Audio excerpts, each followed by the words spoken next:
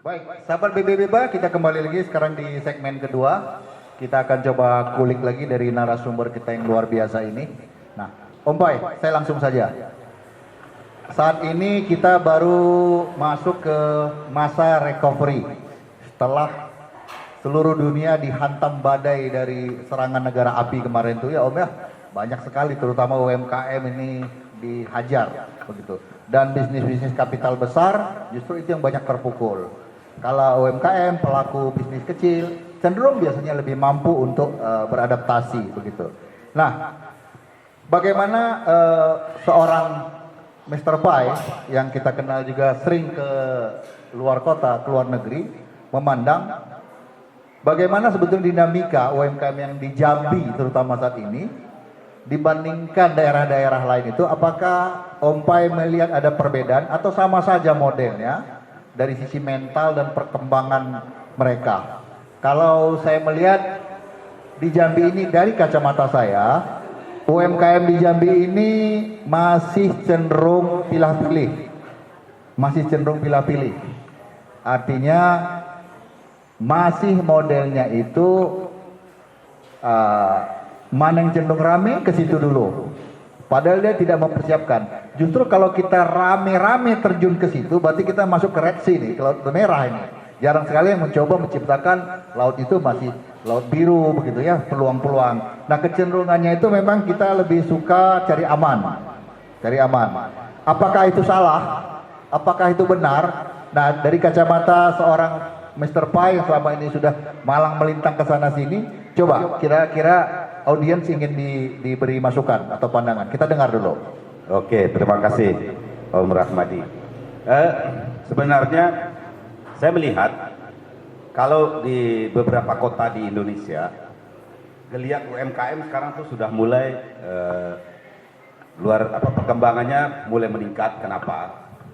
Saya melihat itu ya, peningkatan itu pertama itu karena berawal dari semangat mereka yang selalu ingin mengupgrade ilmu, selalu ingin belajar. Nah, dan itu seperti di Bandung, saya kemarin bawa UMKM dari Bandung, dari Surabaya, dari Jogja, dari Jakarta ke Singapura, Malaysia, dan itu produk mereka akhirnya diterima di sana. Dan itu kalau saya melihat produknya itu ya sama dengan kebanyakan produk yang lain. Sama, ya. Tapi ya, kelebihan mereka itu ada. Kelebihan mereka itu apa? Kelebihan mereka itu, mereka produknya itu bisa, mereka ada value dari produk yang dia berikan, atau nilai value tambah. propositionnya ada. Ya, ada nilai tambah yang dia berikan, mulai dari packagingnya, mulai dari konsep, ya, mulai dari semua desain segala macam. Nah, ini sangat mempengaruhi.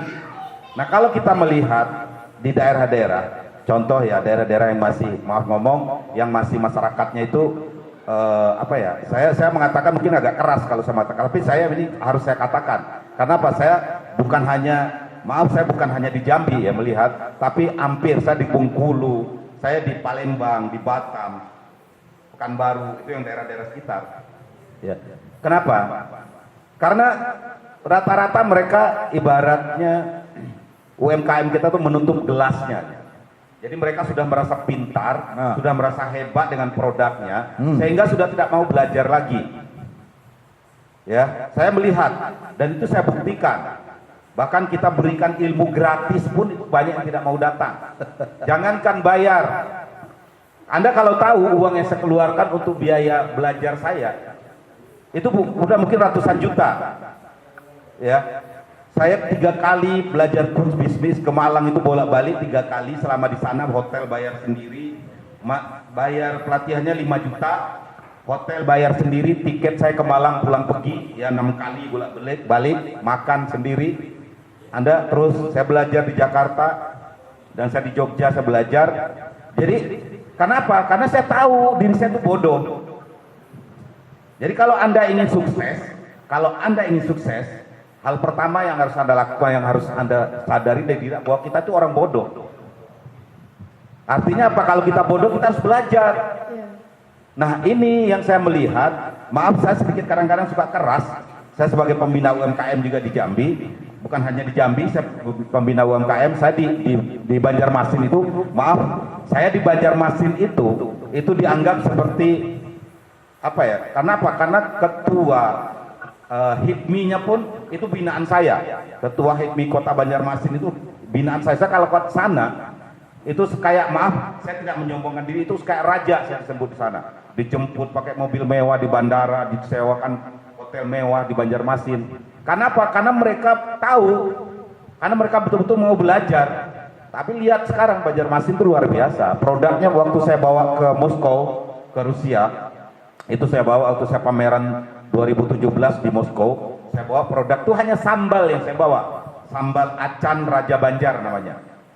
Saya bawa waktu itu orang Rusia yang saya pikir tadi tidak suka pedas, itu berebut hari kedua sudah habis produknya. Bahkan marah-marah, banyak yang marah-marah datang lagi mau beli, itu nggak ada, ngamuk-ngamuk mereka. Nah, kenapa? Karena mereka mau belajar. Karena waktu sebelum ikut saya ke Moskow, itu maaf ngomong, itu sama dengan produk kita, nggak layak dijual, jangankan dibawa ke Rusia, ditaruh di toko aja nggak layak. Tapi karena dia ketika saya beri masukan, ketika ikut dengan saya, dia berubah, langsung dia rubah semua, mulai dari packaging, mulai konsep, mulai tagline-nya dia rubah semua. Apa yang terjadi? Nah ini karena mau belajar, merasa diri mereka tuh bodoh. Nah ini yang harus kita tetap pelihara. Saya sampai sekarang pun, Anda kalau lihat di rumah saya tuh buku tentang bisnis, tentang web tuh masih banyak. Saya masih belajar, ya masih baca. Jadi nggak berhenti saya belajar, karena juga dalam Al-Quran agama kita itu mengatakan kita harus belajar dari ayunan sampai liang lahat. Apalagi Anda ketika ingin membangun bisnis, mengembangkan bisnis, terus malas belajar, ya tidak akan pernah sampai. Dunia itu selalu berkembang, dunia itu bergerak, bisnis itu bergerak. Nah ini yang saya ingatkan ke teman-teman BUMJ, itu tuh salah satu ininya. Jadi bukan masalah produknya sama. Produk yang saya bawa kemarin ke Singapura, Malaysia, ya sama juga sebenarnya, produk-produk biasa saja. Bahkan ada yang cuma bawa mukena, ada yang cuma bawa ini apa namanya sajadah traveling, sajadah tipis yang untuk ini. Tapi di sana karena dia apa namanya, dia punya konsep dengan produknya, langsung diterima di Malaysia. Dan ketika dia juga sering jalan-jalan ke Malaysia, dia sudah bisa baca. Jadi ketika kita jalan ke luar negeri itu, maaf, kita bukan hanya sekedar wisata. Kita ketika mau menjual produk kita di suatu negara atau di suatu daerah, kita harus tahu karakter orang sana itu seperti apa, kesukaan orang sana seperti apa. Misal kita masuk ke daerah, Anda masuk ke daerah timur sana, terus Anda pakai warna yang soft-soft, yang warna yang ini nggak akan laku. Mereka suka warna yang jreng, yang terang. Nah, artinya kan dengan kita sering datang ke sana, kita melihat, kita tahu karakter orang sana. Anda datang ke Malaysia, terus Anda bawa baju kurung, baju muslim yang biasa, ya mereka tidak akan mau beli, kan di sana orang rata-rata pakai baju kurung dan warnanya warna yang terang-terang, yang berani. Nah akhirnya itu yang terjadi. Jadi maksud saya itu kita harus banyak wawasan, menambah wawasan, harus banyak belajar seperti itu.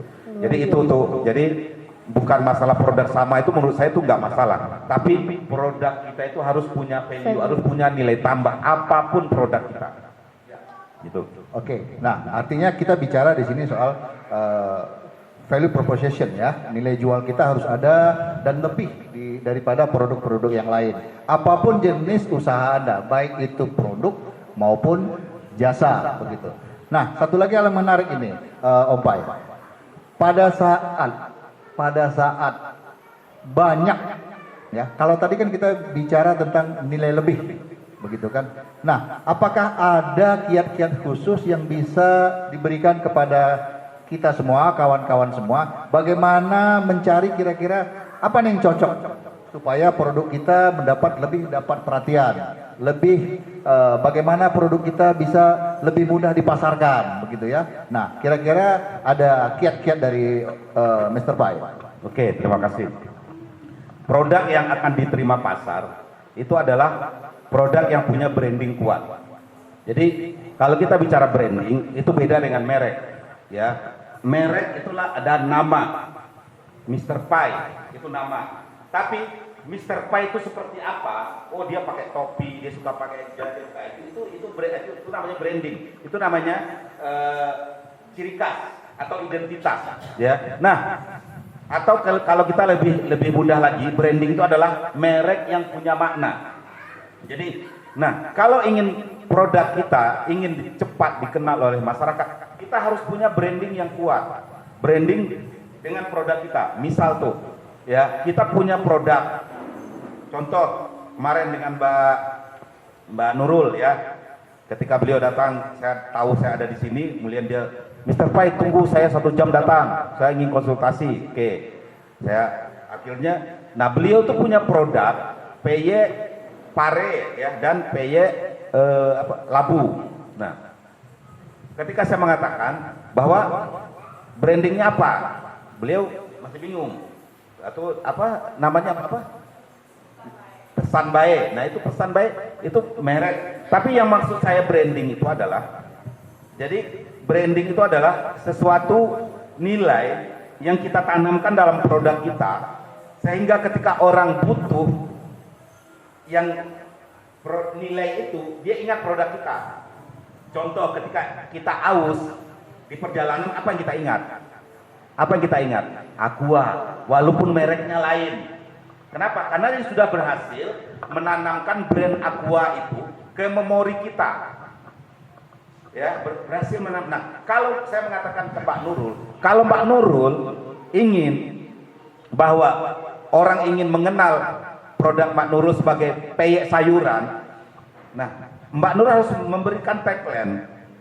Ya, misalkan karena sayur itu sekarang kan anak-anak susah untuk makan sayur. Jadi bisa tagline, anak-anak susah makan sayur, udah ingat saja peyek sayur pesat bae misalkan. Nah, itu yang harus kita tanamkan.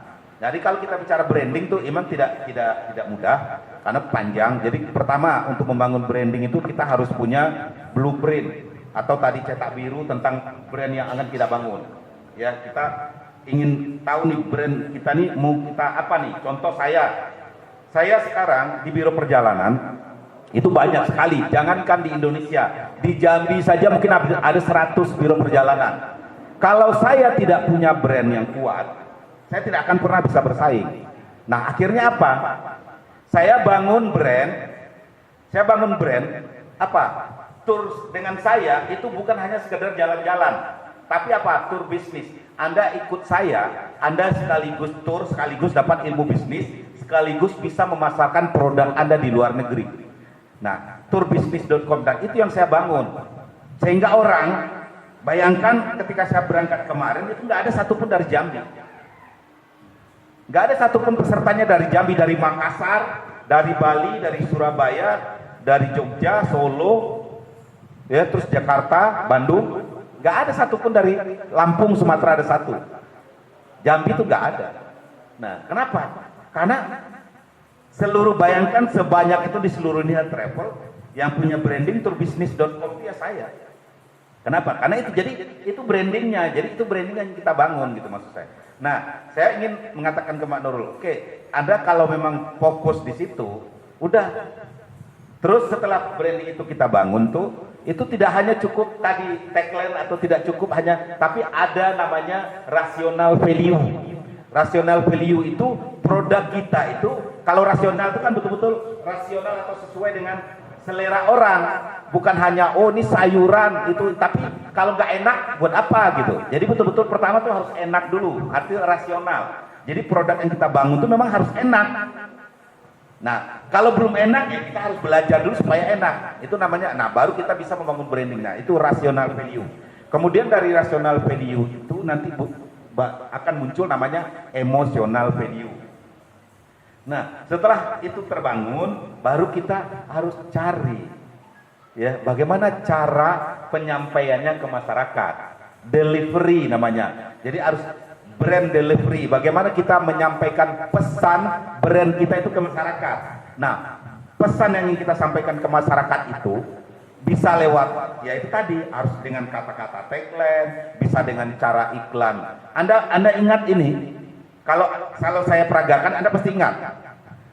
Diputar, dijilat, dicelupin apa coba? Oreo. Nah, ingat kan? Dilarang sebut merek. Ingat. Nah itu dari apa dia menyampaikan merek? Ini dia produk ya. Dengan nah itu namanya brand delivery. Ya. Diputar, dijilat, dicelup. Nah itu namanya brand delivery. Penyampaian brand kita ke masyarakat. Nah kita harus memikirkan itu. Ya. Terus yang ketiga namanya brand equity. Nah ketika brand delivery kita itu sampai ke masyarakat, yang kita harapkan outputnya adalah brand equity. Brand kita itu nyangkut di otak atau di memori masyarakat atau konsumen. Sehingga ketika dia anaknya susah makan sayur, langsung klik di otaknya ingat peyeknya Mbak Nurul misalkan seperti itu. Nah itu yang ingin kita bangun. Nah itu bisa produk Anda tuh harus punya itu sampai seperti itu. Nah contoh dengan saya, ketika dia berangkat keluar, dia ingin berangkat ke luar negeri, dia ingin mempromosikan produknya ke luar negeri, dia banyak travel besar, dia tidak akan cari, pasti dia telepon saya, Mr. P kapan berangkat ke luar negeri? Kenapa? Karena saya sudah punya brand itu sudah nyangkut di mereka. Ini saya belum berangkat, saya baru pulang dari Cina, ini sudah banyak yang minta lagi kapan kita berangkat, Mister, saya punya produk saya sudah siap nih, legalitasnya sudah lengkap. Brosur yang ini sudah saya buat, sudah ada bahasa Inggrisnya, sudah ada ininya semua pakai bahasa Indonesia, bahasa Inggris. Nah, akhirnya apa? Mereka sendiri yang minta. Kenapa dia nggak cari travel besar? Ya, karena tidak punya branding itu gitu. Nah, ini yang ingin kita inikan ke teman-teman semua. Ya, jadi itu yang ini tuh yang harus kita ini. Silakan kalau itu atau saya lanjut. Bentar dulu, saya cut dulu. Nah, jadi biar jangan penuh nih otaknya diisi. Kita cut dulu tuh, gitu ya, Om Pai. Jadi satu-satu dicerna, ya. Bahwasanya memang produk itu harus memiliki identitas, cari nilai tambahnya, begitu ya. Nah, kemudian nilai tambah yang harus ditambahkan itu juga harus rasional, tidak mengada-mengada, begitu ya. Sehingga memang akhirnya melekat. Nah itu yang dimaksud dengan pada saat melekat itu terjadi yang namanya itu emosional itu tadi kelihatan. Oh memang larinya ke sono. Kalau ini sudah melekat menyatu yang disebut dengan branding equity tadi itu otaknya milihnya itu saja. Nah ini dia. Tapi ingat branding ini tidak sekonyong-konyong. Dia punya proses. Kalau Bapak Ibu masih apa namanya agak bingung dengan apa beda branding dengan merek. Merek itu adalah sesuatu yang menyebabkan orang kenal, itu identitas tuh. Pesan baik, misalnya mereknya pesan baik. Mbak Firna apa nama mereknya? Belum ada. Nah gimana orang mau kenal kalau mereknya aja belum ada? Gitu. Mbak Bibi apa pesannya? Oke, nah ini harus ada. Bagaimana mereka akan ingat, begitu ya? Kalau kita tidak menciptakan, memang tahapannya itu dari merek. Tahapan itu merek. Nah, saya kasih satu clue. Kita sharing. Ya. Kalau bedanya branding dengan marketing itu, ingat saja begini. Kalau marketing, kata kuncinya adalah apa yang kita katakan tentang produk kita. Itu marketing. Apa yang kita katakan tentang produk kita, itu marketing. Bubur saya itu buatannya begini loh, tahannya begini. Pare buatan saya itu begini. Itu yang Anda lakukan, itu adalah marketing. Apa yang Anda katakan tentang produk Anda, itu namanya marketing. Apa yang Anda katakan tentang produk Anda. Kalau branding adalah apa yang orang katakan tentang produk kita, itu branding. Apa yang mereka katakan tentang produk kita, itu branding. Bukan merek, tapi pencitraan. Om Pai ini brandingnya begini nih, gagah, humble, senang berbagi, gitu ya. Ini pencitraan kita nih, orangnya cerdas, begitu kan, kemana-mana bisa kita andalkan, begitu. Nah, branding beliau itu sudah ada, begitu. Nah, mereknya banyak, silakan, tapi branding pencitraan diri itu harus ada. Nah, ini, gitu. Jadi kalau tadi Om Pai memakai istilah-istilah itu, saya sederhanakan dulu nih, ibu-ibu ini nggak bawa buku catatan Om Pai, gitu. Nanti kita catat sendiri. Nah, sahabat BB Beba, kita break dulu di sesi kedua ini, sudah berlalu 25 menit, kita lanjut di sesi ketiga setelah ini untuk tanya jawab.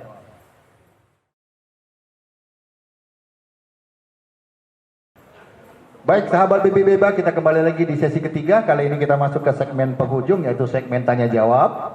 Nanti audiens Bapak Ibu boleh bertanya, tapi kami mulai dulu dari pertanyaan kami ini. Saya lihat dari tadi Dea ini serius banget ini. Kayaknya ada sesuatu yang mau Banyak nih Pak yang mau ditanya nih. mau diletupkan. Kira-kira Iya. Dea apa yang mau ditanyakan ke Om Pai? Silakan. Jadi gini Om, tadi kan kami dengar Om sudah ke luar negeri nih bawa produk-produk UMKM lainnya. Kami ada satu nih Om yang buat ganjel nih. Kan ke luar negeri tuh harusnya ya ada basic berbahasa. Kalau kita nggak punya basic itu, kita nggak bisa berbahasa Inggris, Cina atau yang lainnya. Itu cara berkomunikasi ke orang luar itu gimana Om? Pengen Om besok diajak Om. Ya, salah satu tujuannya. Nah, inilah ya mindset atau pola pikir kita yang menghambat kita untuk bisa keliling kemana-mana. Ya, saya itu bahasa Inggris saya nggak bisa hancur, ya bahasa Inggrisnya hancur, apalagi bahasa Cina. Ya, nah tapi saya berani kemanapun keliling dunia saya berani. Kenapa? Selagi saya punya HP dan ada datanya, pakai data, dan tentunya ada duitnya gitu ya untuk tiket pesawat gitu, saya akan berangkat. Kenapa? Karena dengan ini seluruh bahasa di dunia dia bisa. Ya, jadi saya ke Cina, saya ke Belgia, saya ke Prancis, saya ke Belanda, saya ke Jerman, ya, saya ke Qatar, saya ke Turki. Itu bahasanya semua pakai ini. Ya kalau bahasa Inggrisnya ya bahasa yes no bisa ya, tapi Yes, no, yes, nah, no. jadi jangan pernah. Jadi yang membuat orang untuk berangkat ke luar negeri itu bukan bahasa. Berapa banyak guru bahasa Inggris tapi tidak pernah keluar negeri. Iya betul. Betul. Berapa banyak guru Mandarin di Indonesia tidak pernah ke Cina? Iya. Karena jadi bukan bahasa yang bisa membuat orang itu. Jadi karena apa, sekarang teknologi itu sudah canggih, jadi jangan pernah takut mau kemanapun Anda, selagi Anda punya HP dan punya paket data, itu insya Allah aman. Pakai data nomor 1 ya Om. Ya, pakai data. Ya, kalau nggak Punya pakai HP, data, nggak pakai data sama jadi, aja. Jadi nggak usah takut ya. Iya. Jadi sudah sangat dipermudah gitu Om Pai ya dengan adanya teknologi saat ini begitu. Tanpa teknologi aja Om Pai nyelonong kok dulu, apalagi sekarang ada teknologi. Makin mudah ya, Iya, Pak, ya. iya itu modelnya. Nah, Bapak Ibu kira-kira ada pertanyaan? Silakan kalau ada yang baru bertanya. Kalau tidak saya yang tanya terus nih sama Om Pai ini. Begitu. Ada pertanyaan silakan dari belakang sana. Ada? Nah, kalau nggak ada simpan pertanyaannya. Setelah ini tanya ya. Saya mau tanya sama Om Pai nih. Begitu. Karena kalau kita tidak ulik-ulik, saya yang udah datangkan Om Pai sejauh ini, semalam ini nggak ditumpahkan ilmunya, sayang begitu. Ya, Om Pai. Nah, ini kan kita bicara dunia UMKM, gitu. UMKM itu sebetulnya sebuah entitas yang sangat fleksibel, gitu. UMKM lah para pelaku ekonomi kecil ini yang sebetulnya paling bisa bertahan pada saat ada badai ekonomi. Itu sudah terbukti, gitu kan. Nah, tapi mereka ini kadang UMKM ini Om, seperti yang Om bilang tadi, iya, salah satu jalan di tempat itu karena jarang mengupgrade diri. Yang Om bilang tadi, ini sama nasib kami dengan Om Pai ini. Pada saat kita buat pelatihan, yang datang tuh sedikit, ya, digratisin, yang datangnya sedikit, dikasih biaya, dia minta gratis, begitu. Saya juga ada pelatihan sama dengan Om Pai. Jadi kami sepakat. Terkadang memang harus dibuat mahal sekalian gitu. Jadi tersaring gitu Om Pai ya. Mana yang memang betul-betul serius atau tidak. Cuma kadang-kadang pada saat kita bikin harganya lumayan, lain pula dibilang ini. Ah, Pak Ramadi tidak peduli UMKM. Ah, Pak Ramadi itu. Serba salah kita ini.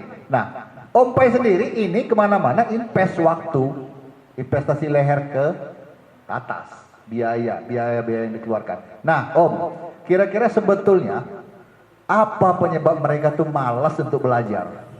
Apa sebetulnya mereka tuh malas untuk mengeluarkan uang belajar tuh apa? Begitu. Nah, dan ini sebetulnya ya bukan hanya di Jambi kebanyakan, tapi saya sepakat malam ini kepinginnya nih dapat nih akarnya dengan Om Pai. Kira-kira mari kita sama-sama cari. Ibu-ibu boleh acung tangan nanti. Curhat aja. Kenapa malas belajar? Nah begitu. Nah sekarang di depan kita ada orang yang maunya terus belajar. Kalau kita kulik nih Om, sebetulnya yang membuat mereka malas belajar, malas datang untuk pelatihan, ada pertemuan tuh, kira-kira apa sih Om menurut Om? Apa nih? Nggak apa-apa dikasarin aja sekalian. Oke. Begini Om, dinamika dunia UMKM memang sulit untuk berkembang, itu salah satunya di situ. Kenapa? Jadi mindset kita atau pola pikir kita, yaitu tadi karena kita tidak punya blueprint awalnya, tidak punya tidak punya impian yang jauh ke depan tentang usaha atau produk yang kita bangun, sehingga ketika produk itu sudah jadi, sudah terjual, ya itu kita sudah merasa cukup, sehingga kita tidak pernah mau lagi meningkatkan diri. Nah, termasuk tadi sebenarnya ada 3 hal yang akan saya bahas, sebenarnya 3 hal untuk UMKM ya. Yang pertama tadi saya sudah sampaikan, yaitu tentang blueprint, tentang impian, tentang arah langkah ke depan. Kemudian yang kedua itu manajemen. UMKM ini saya melihat dimanapun itu manajemen itu sangat susah sekali Om, sangat ya. Manajemen itu banyak, manajemen keuangan, manajemen produksi, manajemen waktu, ya, manajemen diri, ya, termasuk tadi personal, bagaimana membangun capacity buildingnya. Nah, saya ingin tanya nih, saya sekarang balik bertanya ke ibu-ibu nih. Banyak sekali kita, kenapa produk kita, usaha kita tuh tidak berkembang? Karena kita sendiri tidak tahu. Contoh begini, Mbak Nurul, saya contoh, karena saya udah tahu produknya. Mbak Nurul produknya, ini nggak apa-apa di sini sebut ya. Jual produknya harganya berapa? 11.000. Modalnya berapa?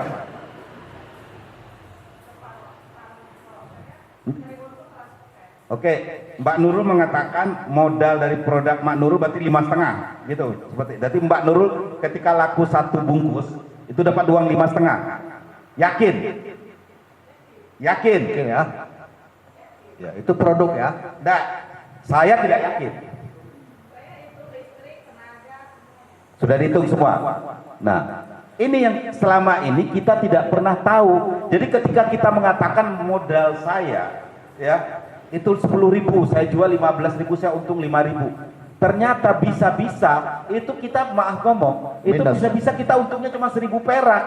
Tapi karena kita merasa untungnya 5.000, yang 5.000 tadi sudah kita bayar, ini sudah kita habiskan kemana-mana, padahal untung kita 1.000. Saya ada contoh, salah satu ya siswa kita itu punya usaha kuliner di Jakarta. Kulinernya itu ayam bakar dan ayam goreng saja, tapi omsetnya itu 1 bulan 1,8 miliar.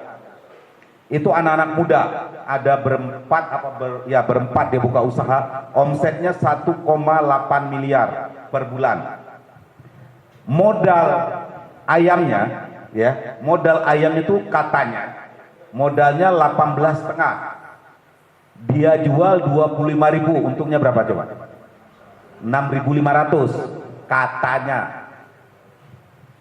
Tapi setelah kita urai, modal mulai dari modal produksi, modal penyusutan bahan, modal sampai gaji karyawan, sampai semua, sampai listrik, sampai gas, sampai ini, ternyata minus 1.000 rupiah. Karena dia merasa, akhirnya apa? Dia sadarnya ketika tahun depan mau memperpanjang tempat, duitnya nggak ada. Banyak sekali terjadi di UMKM seperti itu. Tahun depan duitnya udah nggak ada. Kenapa? Nah, itu tadi manajemen produksi tidak punya. Kita menganggap ayam, karena kita menganggap menghitung hanya yang kasar.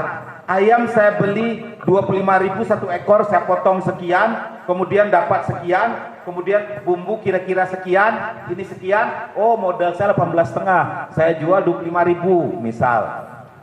Berarti untung saya 6.500. Dia tidak sadar ada penyusutan dari bahan yang dia pakai, ada dari alat peralatan dia pakai. Ada barang yang tidak terpakai dan hilang, bumbu-bumbu yang busuk yang tidak itu tidak dihitung. Nah, itu namanya manajemen produksi. Kenapa UMKM banyak yang tidak bisa berkembang? Karena tidak punya manajemen produksi. Itu satu. Yang kedua apa? Manajemen keuangan. Ibu jualan apa, Bu? Bubur. Ibu punya rekening di bank berapa biji? Berapa? Satu. Terus itu satu itu Bu pakai terus. Ibu pakai. Nah.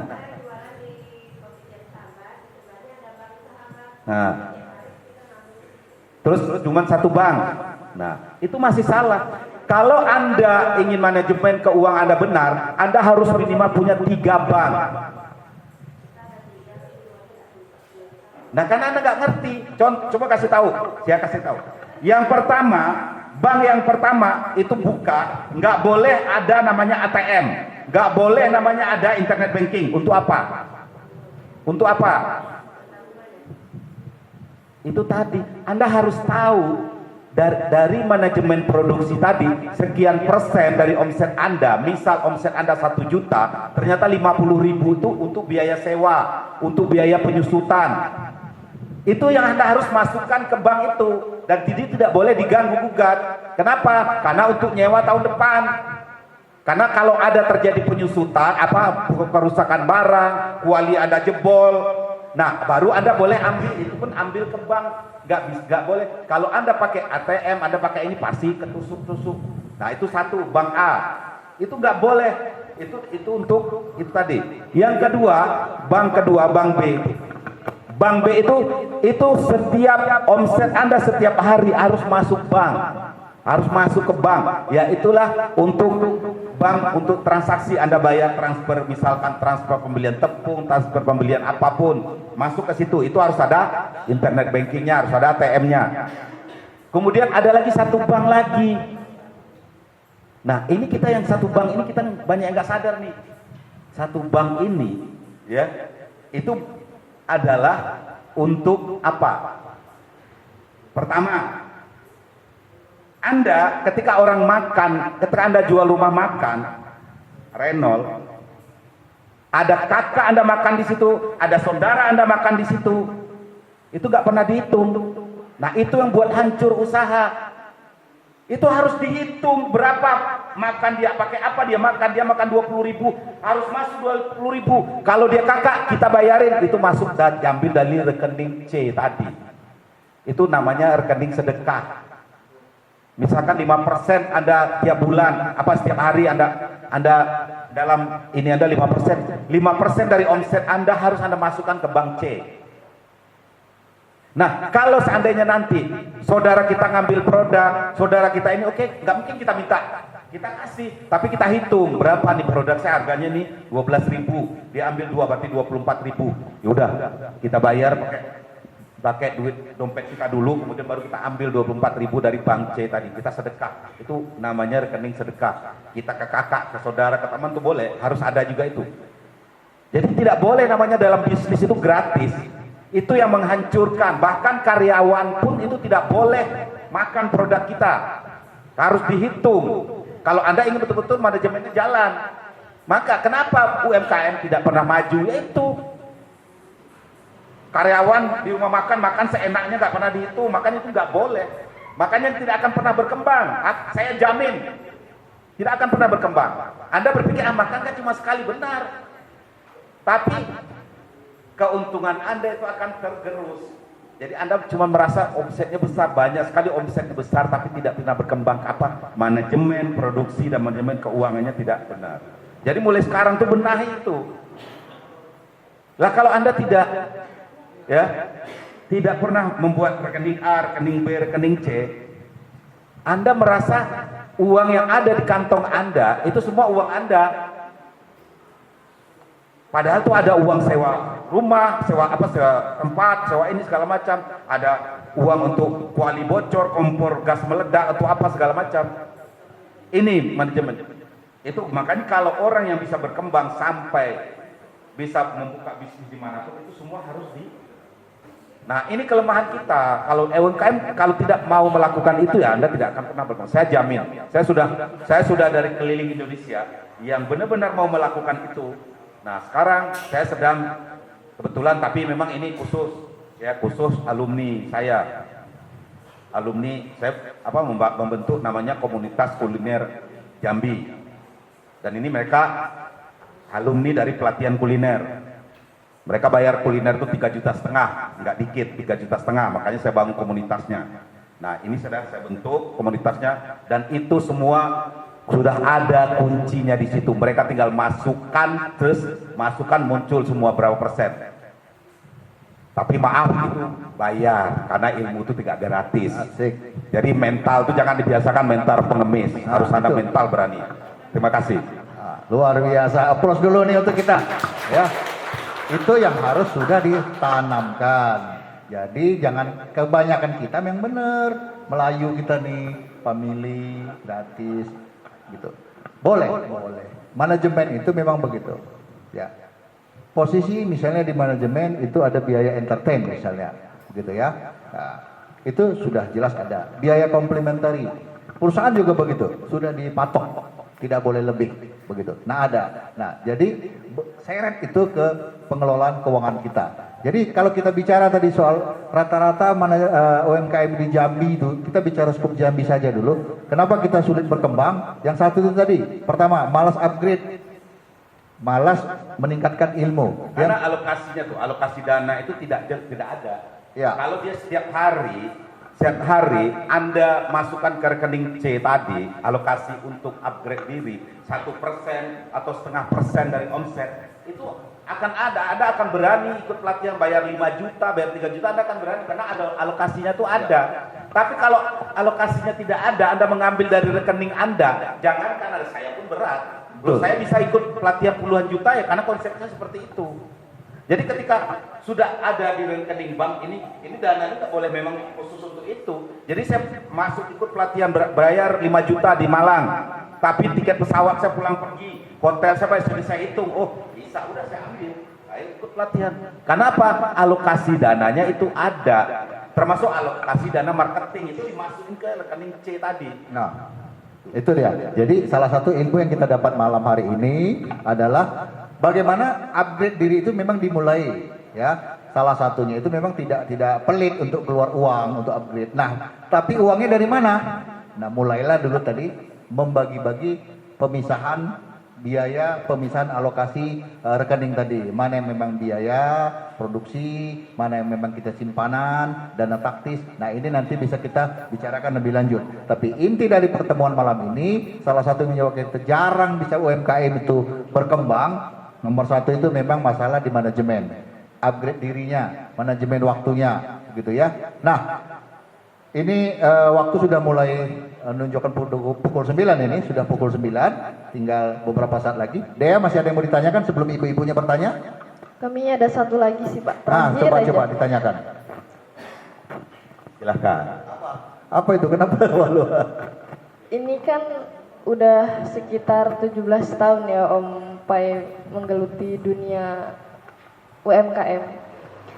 Sebelum Om Pai sehebat sekarang, pasti ada masa jatuh bangunnya. Hal yang benar-benar sampai sekarang keinget banget itu, hal apa yang buat Om jatuh di saat itu? Ya, kalau bicara jatuh bangun dalam bisnis tadi di awal saya sudah sampaikan, itu pasti ada, tidak bisa dihindari. Iya. Saya pernah ya waktu saya membangun bisnis, awal membangun bisnis, itu memang modal pertama itu memang modal dari tambahan kartu kredit. Saya punya kartu kredit itu 14 gitu. Punya pinjaman di 2 bank. Dan itu semuanya macet. Semuanya macet, saya dikejar-kejar debt collector, sampai datang karyawan saya sampai dimaki-maki oleh debt collector di kantor. Nah, itu waktu itu saat yang paling menurut saya Titik terendah tuh ya? Titik terendah. Tapi itu tadi karena semangat awal saya membangun bisnis bukan hanya sekedar ikut-ikutan, saya ingin betul-betul berkembang, makanya saya hadapi. Dan alhamdulillah tahun 2014, 2013, 2014 semuanya lunas, alhamdulillah sampai sekarang 0 hutang saya. Luar biasa. Nah, tuh, jadi tidak ada yang namanya instan. Semuanya pasti mengalami jatuh bangun begitu ya. Ibu-ibu yang sekarang ini coba bangun gitu ya. Bangun dulu nih, bangun. Ayo tanya-tanya. Ada yang mau ditanyakan? Ini mumpung orangnya masih di depan ini. Ada pertanyaan tidak? Silakan. Ada pertanyaan? Ah, yang mana duluan? Nah, si Mbak nih, silakan, silakan.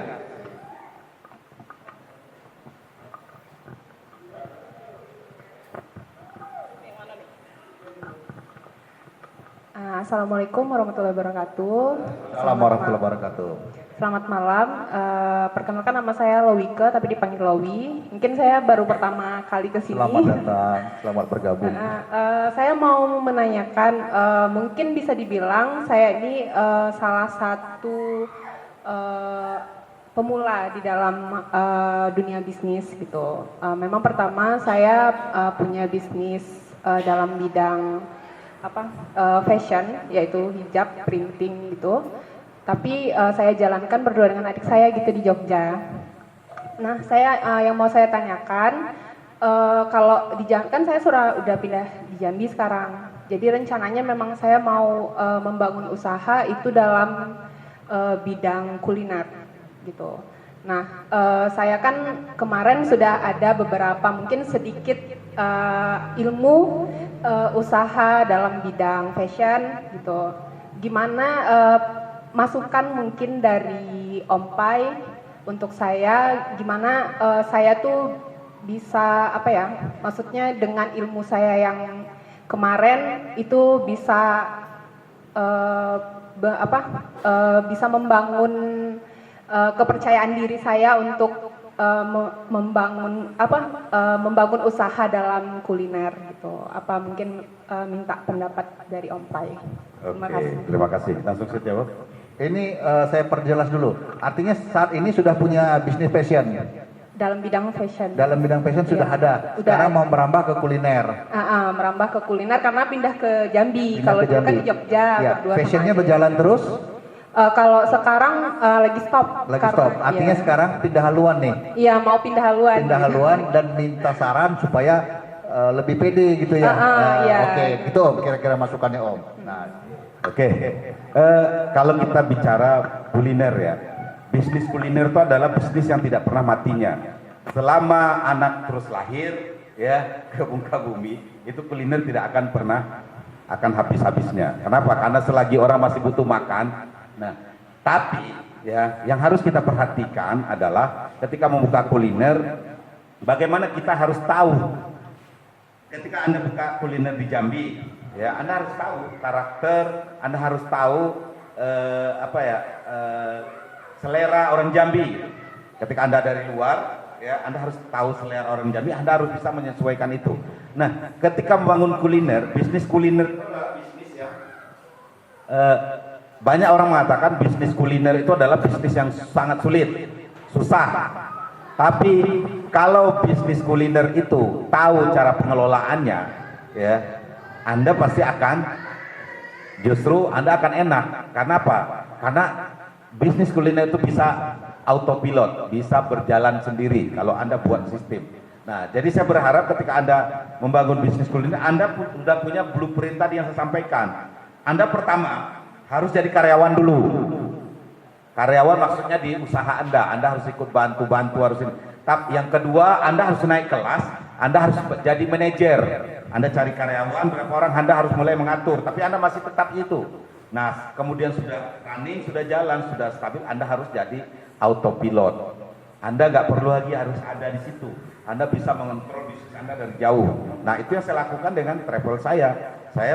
Sekarang travel saya itu lebih aktif di Cirebon. Nah, ini saya mau buka kantor lagi di Jakarta. Di Jakarta mau saya bikin. Hari ini bikin PT baru lagi saya. Nah, itu Jakarta. Kenapa? Karena selama ini saya melihat orang-orang Jambi itu dengan travel Jambi itu nggak percaya. Karena mereka kalau mau jalan ke luar negeri itu banyak pakai travel Jakarta, travel Batam, padahal travel Jakarta itu banyak minta ke saya. Kan lucu kan gitu kan. Mereka contoh kemarin ada dari pemerintahan minta travel ke Batam, minta paket ke Batam. Lah orang Batamnya nelpon saya, "Mistori, saya mau ada tamu ke luar negeri dari mana?" Ternyata dari Jambi, ketawa kan saya gitu. Nah, kenapa? Karena dia tidak, ya itu tadi karakter orang Jambi kan seperti itu gitu. Nah, Anda harus tahu dulu karakter Jambi. Jadi kalau kuliner ya itu memang harus di betul-betul Anda harus punya blueprint yang bagus. Anda kalau mau silakan makan di ini kita di depan Wong Solo ada mie ini mie apa di depan Wong Solo sebelah Duren itu ada mie enak banget. Nah itu Anda sebut aja, tanya saya ininya Mr. Pie gitu. Anda boleh buat. Nah itu mereka murid kemarin waktu ikut pelatihan kita. Nah mereka sekarang itu luar biasa, mie-nya suami istri bangun mie sudah luar biasa. Nah Anda bisa berteman. Jadi kalau Anda ingin punya bisnis kuliner, Anda harus punya idola dulu. Anda harus punya idola. Ya, Anda mau bikin bisnis kuliner apa rencana?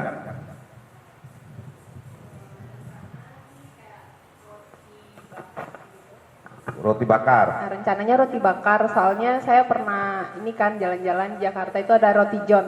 Mungkin Ya. Om Pai tahu. Ya, roti John ya. Contohnya seperti itulah. Nah, gitu, kurang lebih. Anda harus punya idola roti yang seperti itu di Jambi ada nggak?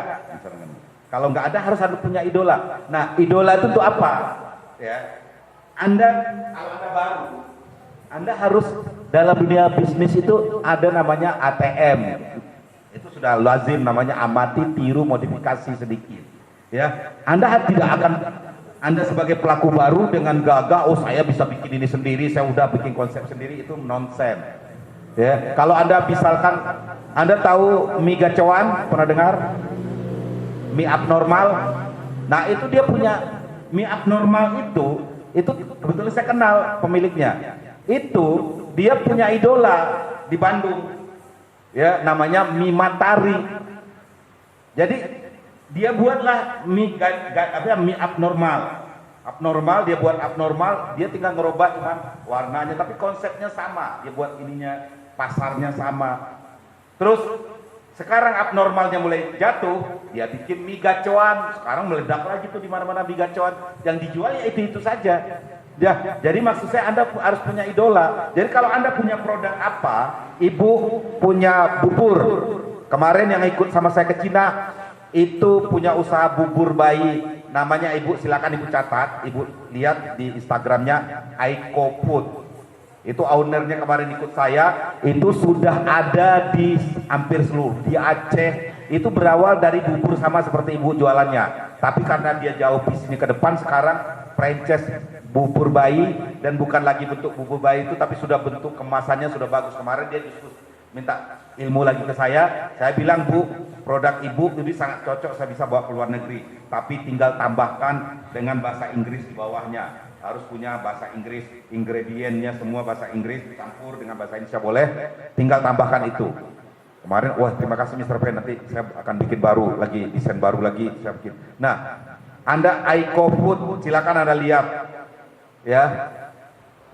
Anda lihat itu produknya sekarang sudah sampai kemana-mana. Kemarin ikut saya ke China itu bubur bayi juga produknya, tapi bubur bayi ini sudah dikemas. Tadinya ya kaki lima seperti Anda, tapi sekarang tetap kaki lima, tapi konsepnya sudah franchise. Bayangkan dia sudah keliling kemana-mana, sudah rumah mewah, sudah segala macam. Dia sendiri itu yang kerja, ibu Suryani namanya, orang Lampung. Jadi Anda harus punya idola dulu. Ya, kalau Anda ingin bikin ayam goreng, jadikan misalkan KFC idola Anda, nggak masalah. Ada teman saya di Karawang, dia jualan mie. Dia buat KFC idolanya. Dia buat warna KFC warna merah, dia juga buat warna merah. Kursi KFC merah, dia buat juga merah. Sekali 3 bulan dia datang ke KFC, dia lihat apa yang berubah. Ketika berubah kursinya, ketika berubah itu dia ikut berubah juga. Kenapa? Perusahaan-perusahaan besar itu ketika dia melakukan perubahan, ketika dia memilih warna, itu pakai riset, biayanya mahal. Anda nggak perlu riset lagi, Anda tinggal ngikutin aja. Anda tahu kenapa makanan rata-rata makanan itu banyak warna merah? Kenapa? Karena warna merah itu hasil riset para ahli, itu gampang menimbulkan rasa lapar. Kalau Anda punya makanan, Anda kasih warna biru, itu cepat warna biru itu orang cepat kekenyangan, merasa kenyang melihat warna biru. Jadi hasil riset warna merah, ya sudah Anda tinggal ikuti. Makanya teman saya itu sekarang mie-nya, Anda silakan cek di internet juga, mie XP. Itu tempatnya luar biasa. Dari mie kaki 5 dari gerobak, sekarang sudah, bayangkan 1 bulan dari dia jual ini saja. Nah, jual kopi saset di tempat dia itu, dia bisa beli kemarin beli Mercy. Bayangkan dari kopi saset doang dia jual di situ. Tapi kopi saset apa? Nah, kopi saset yang dimodifikasi. Kopi sasetnya di blender, dikasih gula, dikasih ini. Nah, tinggal dia lihat di di Starbucks warnanya hijau, dia buat juga ininya gelasnya, dia cetak juga warnanya hijau. Ada tulisan-tulisan nggak jelas di Starbucks, dia tulis juga seperti itu. Nah, itu namanya ATM. Nah, ini maksud saya. Jadi teman-teman tuh, jadi bisnis itu jangan sok pintar sendiri. Anda harus punya idola. Kalau Anda punya bubur, Anda cari idola bubur siapa yang paling laris. Anda belajar di situ, Anda lihat di situ. Anda jual keripik, cari keripik siapa yang paling bagus. Cari di mall keripik apa, contoh warnanya, contoh ininya gitu. Tinggal mereknya yang beda kan gitu. Ya, itu mungkin. Oke. Kasih semangat dulu si Mbak ini. Ya. Nah, sebelum kita tutup masih ada pertanyaan. Terima kasih Om Pai, masukannya luar biasa. Ya Mbak Wiwi. Ya. Oh, siapa? Si Om dulu. Nah, gini. Tadi malu-malu pertanyaan, sekarang udah 3-4 orang sekali nanya nih. Assalamualaikum warahmatullahi wabarakatuh. Waalaikumsalam. Perkenalkan, nama saya Jeffrey. Saya sedikit mau tanya nih Om tentang ilmu marketing aja. Karena kebetulan saya punya usaha, itu jasa pengiriman barang. Itu berupa franchise, sebenarnya mereknya sih udah booming seluruh Indonesia. Cuman karena persaingan di era sekarang ini begitu ketat, sehingga saya ingin bertanya nih kepada Mr. Pai, bagaimana kiat-kiat kita menjual produk kita kepada baik itu kepada customer atau kepada perusahaan-perusahaan, atau gimana cara marketing kita baik itu di medsos ataupun gimana supaya seluruh masyarakat yang ingin menggunakan jasa pengiriman barang ini lebih dia kenalnya ke kita gitu. Mungkin cuman itu yang jadi pertanyaan saya. Saya akhiri. Assalamualaikum warahmatullahi wabarakatuh. Waalaikumsalam warahmatullahi. Lanjut Om, ini kayaknya saya tahu. Oke. Yang cantik-cantik itu kayaknya nih ya. Ya. Oke. Kalau perusahaan kita itu jasa, ya, pertama yang harus kita tahu adalah siapa pemakai jasa kita. Itu harus kita data dulu. Siapa nih yang pemakai jasa kita? Siapa kalau pakai jasa ekspedisi? Siapa nih yang sering mengirim produk? Yang mengirim produk-produk ke luar negeri. Bisa dia pedagang online, bisa dia toko yang sering ke luar kota maksudnya, bisa ngirim produk yang sering. Jadi data itu harus kita punya, harus tahu dulu, dicari data itu. Setelah data itu dapat, baru kita masukkan penawaran kerjasama ke mereka. Bahkan kalau kita jasa, karena seperti online, ya online itu kan keterbatasan biasanya tenaga untuk ngantar ke ekspedisi. Kita tawarkan, kita jemput, dia tinggal telepon, kita jemput. Nah, tapi yang paling utama tadi data. Ketika kita menguasai data, ya, nah itu kita akan menguasai pasar. Kalau kita bisnisnya jasa, makanya kuasai dulu data, lihat data siapa saja nih. Lihat di medsos siapa yang suka, orang-orang Jambi yang suka bisnis online. Tandai. Nah, itu ditandai, oh di ini, dicari alamatnya atau ini cari alamatnya di mana, tawarkan kerjasama. Kita dari ekspedisi ini kita siap jemput kalau ada pengiriman, Anda tinggal telepon, kita jemput. Harganya juga kita kasih sedikit rendah dari pesaing kita gitu. Kalau di jasa seperti itu. Jadi kita harus seperti itu. Kalau kita tidak punya data, kita hanya bermain di medsos, di ini, kita tidak akan, karena tidak efektif, ya. Nah, beda dengan kuliner. Kalau kuliner itu makan. Anda seperti Mbak siapa tadi, Mbak Lowi ya tadi ya. Anda setelah produk Anda usaha Anda jalan, Anda harus membayar yang namanya itu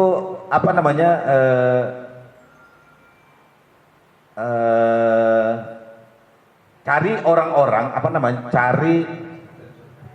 ya influencer Instagram misalkan yang punya Instagramnya besar atau yang punya followernya besar, kalau di Jambi, ya Anda bayar mereka untuk bagaimana membuat konten untuk produk Anda supaya pengikut-pengikut dia. Tapi itu kalau Anda kuliner, saran saya cari orang yang betul followernya orang Jambi. Kalau Anda cari blogger orang luar, blogger orang luar itu nggak ngefek, karena ya pengikutnya bisa seluruh Indonesia, nggak mungkin orang kamu makan datang ke Jambi gitu kan. Tapi cari yang kalau di Jambi itu ada, nanti saya ingat lupa namanya, itu ada, itu followernya sudah ratusan ribu juga. Itu kalau ratusan ribu itu dibayar 500 sampai 1 juta itu masih bisa, masih oke. Pasti mau mereka buat konten untuk bagaimana ini kita. Nah kalau tadi itu data, bagaimana data, kita harus menguasai data, harus tahu pedagang online. Anda harus lihat di Instagram, di ini harus tahu kita, oh nih dia ini pedagang online nih, berarti dia butuh pengiriman barang nih, ada orang pesan kemana-mana, ya kita buat surat penawaran. Jadi data, kuncinya data kalau untuk kargo itu. Mungkin itu. Sementara itu mungkin Om Jeffrey, ya. Mbak Wibi masih ada satu kesempatan, sudah dijawab sekalian. Beda. Oh yang Mbak Dadi nomor 2 nih, tolong Mbak sekali yang ini. Yang sana ke belakang nanti ya. Ini waktunya sudah mepet. Iya ini serempak tadi ngangkat tangan. Silakan. Assalamualaikum warahmatullahi wabarakatuh. Waalaikumsalam warahmatullahi wabarakatuh. Salam kenal untuk Mr. P dari Pisgam Bunda Kanza. Kebetulan baru follow IG-nya, bisa dilihat. Saya punya usaha itu semenjak COVID. Jadi saya berpikir membuat usaha minuman kesehatan. Apa ya? Pisgam Bunda Kanza itu sebenarnya basicnya karena nenek saya orang Chinese. Ada resep dari beliau dan saya coba trial error, pokoknya berapa kali. Pertama saya tidak jual, hanya membagi-bagikan. Dan akhirnya saya pede untuk jualan. Itu dari mulut ke mulut, Mr. P, maksudnya di sekolahan anak. Saya kan hobi bikin status ya, daripada ini saya bikin status lagi masak ini kadang iseng aja, jadi banyak yang pesan. Dan alhamdulillah dari COVID sampai sekarang bisnis saya bertahan. Dan saya juga sudah ikut Wirausaha Unggulan Bank Indonesia dan alhamdulillah baru wisuda 2023 ini. Tapi saya masih kepingin ilmu, saya datang, maksudnya seperti yang Mr. P bilang tadi, bagaimana kita itu merasa kita selalu bodoh dan kita mencari guru-guru terbaik dalam bisnis kita. Mungkin yang ingin saya tanyain, gimana biar packaging produk saya, ini kan ada siap saji dan saya inovasinya ada yang kering yang untuk diseduh dan mungkin itu bisa ekspor. Siapa tahu saya ada kesempatan dan rezeki, saya ingin ikut tur bisnisnya Mr. P dan menjadi guru saya bagaimana bisa bisnis saya ini berkembang tidak hanya di nasional, bisa internasional, maksudnya impor, itu aja. Terima kasih. Oke. Ya, Langsung saja. Assalamualaikum warahmatullahi wabarakatuh. Sebentar saya tanya. Mbak berdua tahu acara ini dari mana? Dari Mbak Nurul. Dari Mbak Nurul. Iya. Dari UMKM Naik Kelas kah atau dari mana ini? Saya kalau komunitasnya Asmami. Ya Asmami ya. Sama IPMI, ya. Ibu Zaitun. Ya, Ya. ketuanya. Kalau Mbak yang ini? Ini Tahunya adik sama? saya, adik sepupu. Barengan, tahunya dari Mbak Nurul. Saya yang ngajak kan Mbak Nurul bikin status, terus Ya. saya bilang, Mbak boleh nggak saya ikutan karena kan temanya kan ekspor gitu ya.